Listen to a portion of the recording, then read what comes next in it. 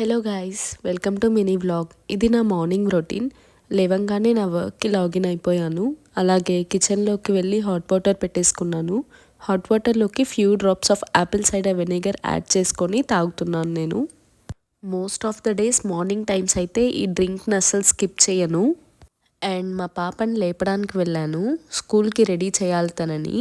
ఈ మధ్య బాగా లేట్గా లేస్తుంది అసలు. తర్వాత హోంవర్క్ ప్రీవియస్ డేది కొంచెం పెండింగ్ ఉండిందనమాట, అది కూడా ఫినిష్ చేయించేశాను. అండ్ ఇక్కడ అత్త వాళ్ళు దోశ కోసం ప్రిపేర్ చేస్తున్నారు ఓట్స్తో. అండ్ ప్రేక్షమ్మ తనవి ఇచ్చిన బట్టలు కొన్ని ఉంటే తీసుకెళ్ళి బాస్కెట్ వేస్తుంది బాల్కనీలోకి వెళ్ళి.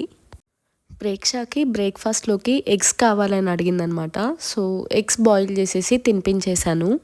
అండ్ అత్త కూడా దోశ రెడీ చేసి వేసిచ్చింది తనకి, అది కూడా తినిపించేసి ఇంకా బాత్ చేయించేశాను ఫాస్ట్గా. ప్రేక్షని రెడీ చేస్తున్నాను.